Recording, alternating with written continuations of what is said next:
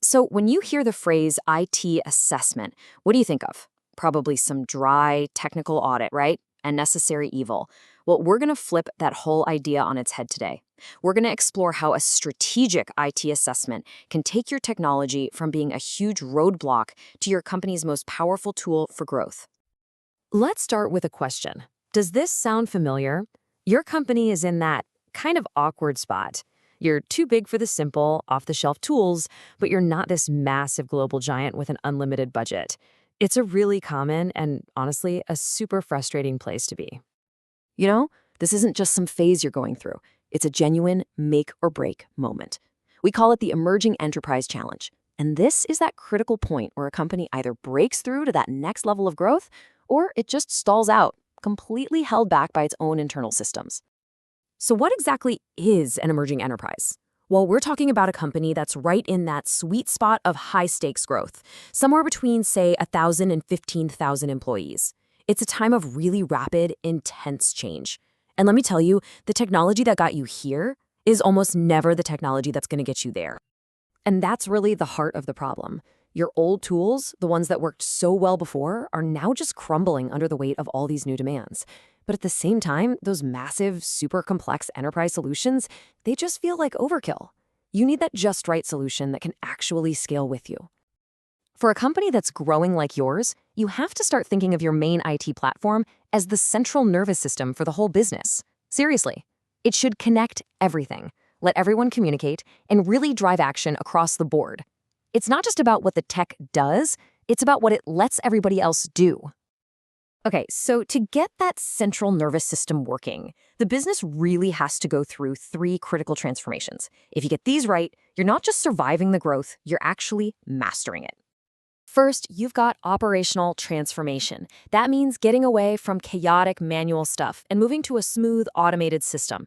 Next up is technological transformation, making sure your tech can handle way more complexity, maybe even a future merger or two. And finally, and this one is huge, the people and cultural transformation, giving your team the tools they actually want to use, tools that help them thrive. If any one of these is off, the whole system just feels painful. Let's just zero in on operations for a second. The old way, what we call the hero-based model, we've all seen this. It's where one person, Dave, is the only one who knows the magic trick to get something done. That's a total disaster waiting to happen. What happens when Dave goes on vacation? Everything just grinds to a halt. It just doesn't scale. The new way is all about a standardized, automated system that doesn't depend on any single person. And we can't forget the very real human cost here. Bad technology isn't just annoying, it can be a culture killer. A clunky, slow internal system just frustrates your best employees, and you know what? It can actually send them looking for a new job. So the big question is, how do you fix a problem that's so deep in your company's DNA? I mean, it's tied into your operations, your culture. It's not as simple as just buying some new software. You need a structured, strategic way to get to the real root of the problem. And this is what that approach looks like. It's a really focused 6-week journey. You kick things off with discovery and getting everyone strategically aligned. Then you dive deep into the tech and the process analysis. And it all wraps up with a clear gap analysis and, most importantly, an actionable roadmap for the future. Now, that first phase is where the magic really happens. This is not just another IT meeting. Think of it as a strategic summit. You get the CIO, the CFO, and the business unit leaders all in the same room, all aligned. When that happens, technology stops being just an expense on a spreadsheet and starts becoming a real strategic investment. All right, so after all that discovery work, you're left with this really clear picture of what needs to happen. Now it's time to turn all those findings into a plan that's going to deliver value, not just for the long term, but right now. The final roadmap is actually brilliant because it's broken down into two streams.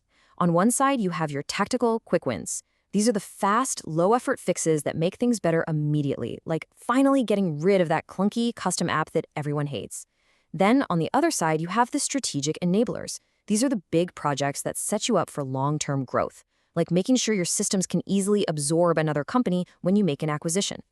Of course, a plan is only as good as the results it gets. So let's look at a couple of real-world examples to see how this approach delivered some pretty game-changing improvements.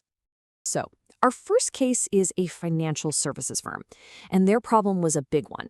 Their manual processes were so bad they were actually failing critical SOX audits.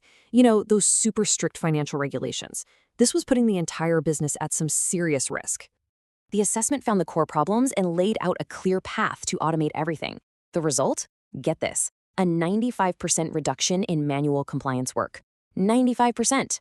Not only did they start passing their audits with flying colors, but they also freed up their best people to focus on much more valuable work.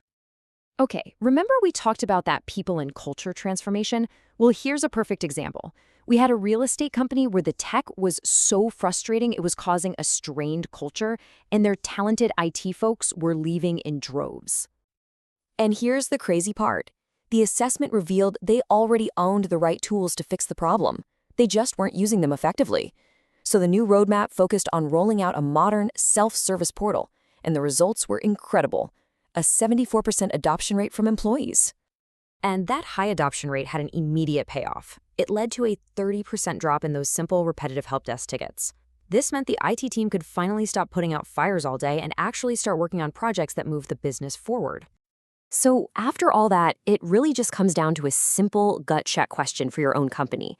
Is your technology a blocker, something that creates friction and holds you back? Or is it an enabler, something that's actively pushing your business forward? Because here's the most important takeaway. A strategic IT assessment isn't about patching up holes in a leaky boat. It's about building a brand new engine that's going to power your company's growth for years and years to come.